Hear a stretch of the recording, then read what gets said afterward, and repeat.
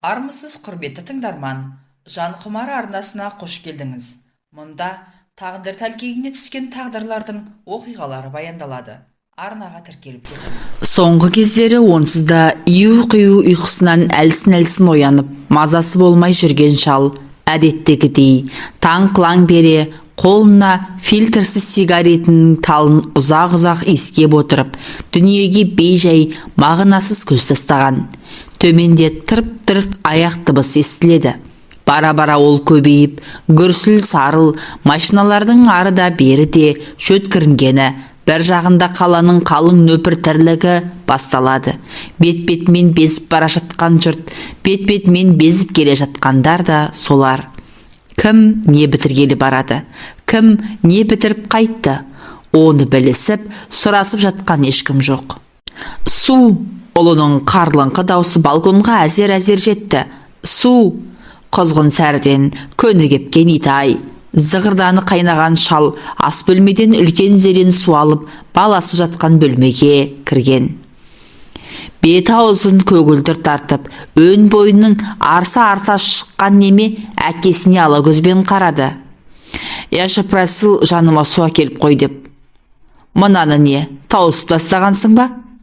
Шал төсек жанында тұрған шәугімнің қақпағын ашты. «Бір түнде? Жалко, что ли?» Баласы зерендегі суды қылқ-қылқ жұтып алды. «Как там насчет выпивки?» «Бір-екі ұрттам ғана. Давай сюда». Баласы жарты стакан самогонды қолы дірілдеп, қақалып шашалып зұрғашты. «Ят, что ли?» деді сосын біраз тұншығып отырып. Шал жауап қатпай шығып кетті. Азылдатып шай қойған. Қанша жылдардан бері осы. Өз шайын өзі қояды, өзі ішеді. Ет соған әбден үйреніп алғаны соншалық, баласы үйге қайтып келгелі бөлмелері тарылып, дыбысы ұлғайып, мұның тынысы тарылып кеткен сияқтанады. Жанына жайсыз, өзінен басқаның бұған керегі жоқ, өзіне өзі ғана керек. Басқаны қайтеді, баласының қайтып келген қырсығын көрмейсің бе? Итай, өзінен туды дегенмен, бала кезінен жат болып қалғанда бауырың езіле қоймайды екен. Өзгеден көріп жүрген әкелік мейірімін өзіне қанша іздесе де таппай қойған. Бір подъездің бір қабатында тұратын 4 отбасылы жылдар бойы қатар жасап та бірін-бірі біле бермейтіні әркім өзіне ғана керек.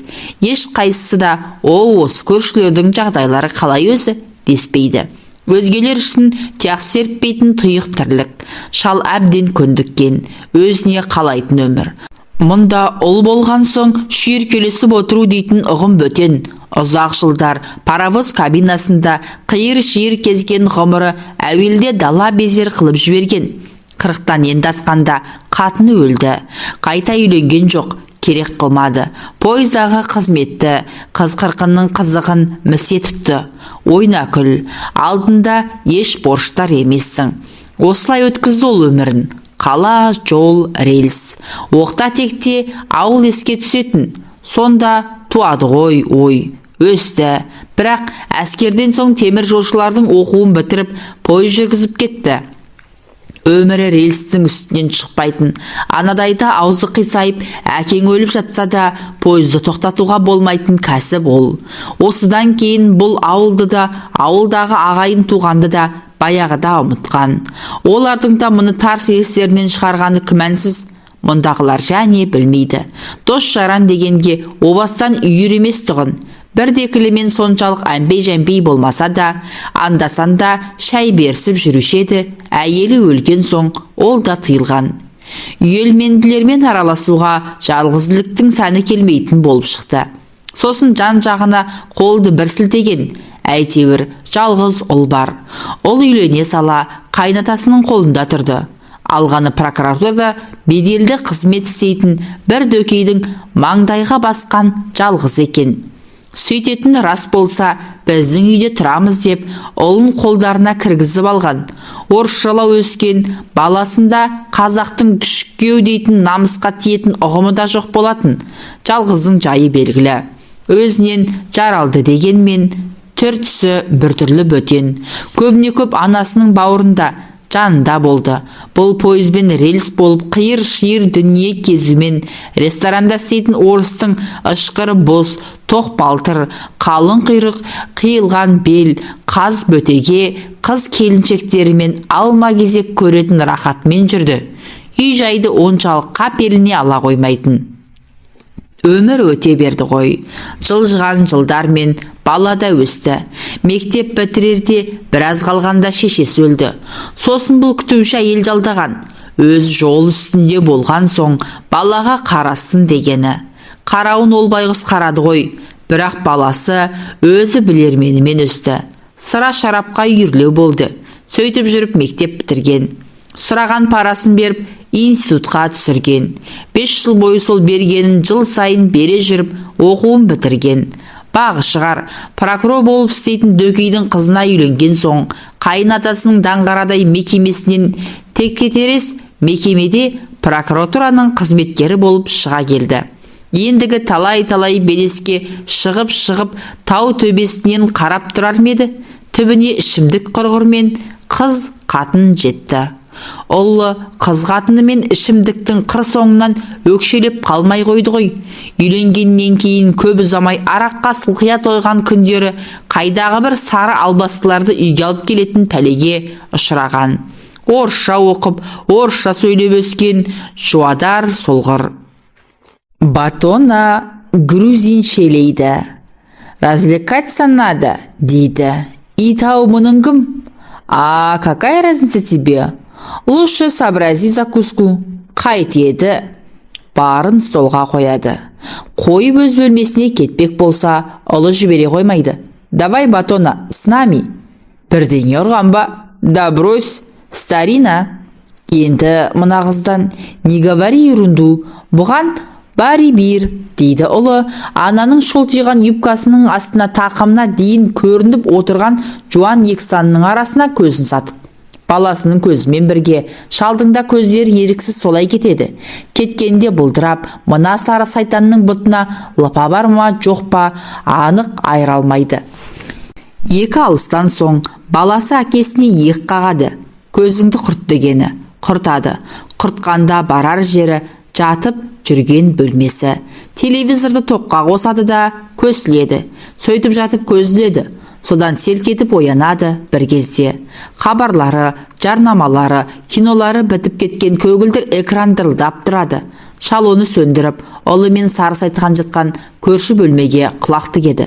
Сарысайтанның жалынған ба, жаныққан ба, әйтеуір жаны не кіріп не шыққан ыңқыл-сыңқылы абанық естеді. Япыр-ай, мына сары қаншықтың әні сұмдық қой, дейді шал көбірлеп. Өлеме, қайтеді. Батона, деп айғайлайды бір кезде ұлы. Ты жив? Амалсыз дәлізге шығады. Арақ сіміріп, ұрғаша әурелеуден әбден діңкелеген ұлының құлпет кейпінен ес шығып кетеді. Пузыр, Батона, дейді ұлы. Мен де қайда арақ? Сибегая, итау жарым түнде. Десе де барады. Не көп, түні бойы істейтін ларек көп. Не көп, ларекте арақ көп. Ұлының әр келісінде әр қилы сары сайтан келеді. Қара албастылар да бар. Қай сайтан, қай албасты да бір-бірінің аузына түкіріп қойғандай. Өкілеп, үздігіп, үйді көшіріп жатады. Әуелде шалбыған үрке қарап, ашуланып, еденге түкіріп, жаман кіжініп, ішінен дымығатын.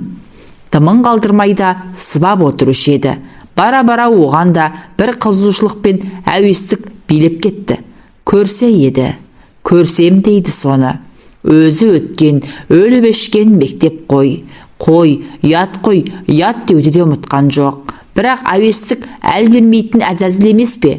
Қайсы бірде төсегінен жайлап тұрып, мысықша ептеп басып, ұлымен Сарысайтанның жын-ойнақ бөлмесінің есігіне келген. Есіктің үстіңгі жағы әйнек болатын. Көз әйнегін тығындап, ақырын содан ішкен үлді. Әуелі көзі төсек басындағы шыраққа түсті.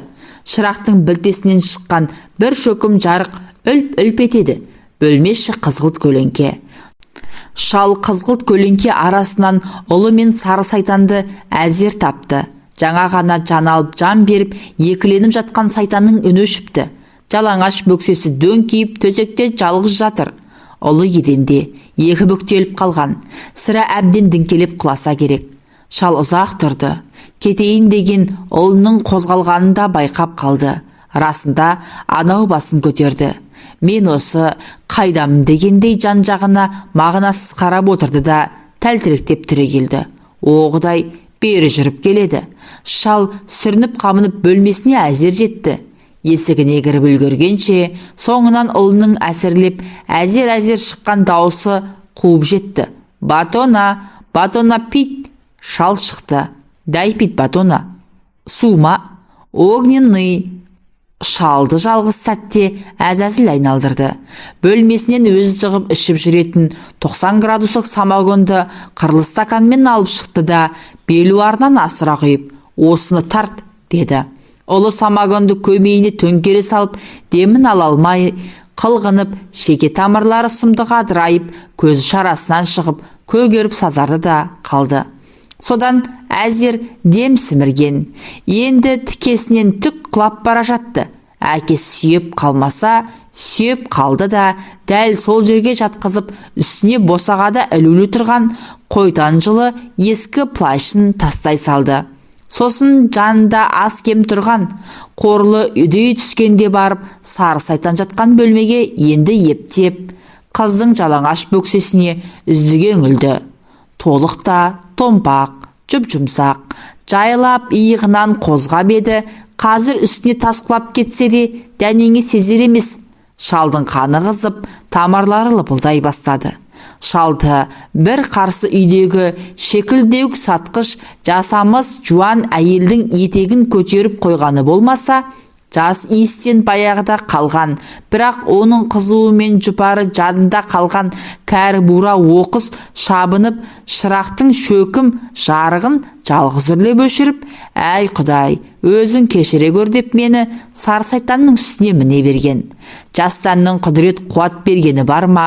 Шалдың күн түймесін пышақпен ойып алып жатсаң да, қыңбайтын халдегі удай мас қыздың балғын жұмсақ денесін бір сағаттың айналасында 2 рет езіп алған. Сосын бөлмесіне ентігіп жетіп, нәпсісінің қызуынан балқыған, босаған бойына ие бола алмай, жастығына жантая кетті. Шал әзәзіл нәпсінің дәмін баяғыдан білетін. Сонау пойыздың жүргізіп жүрген жылдары ресторандардағы даяршы, аспаз, жолсерік қыз келіншектердің қималарын қисайта қынадай қырған жаугер ғой.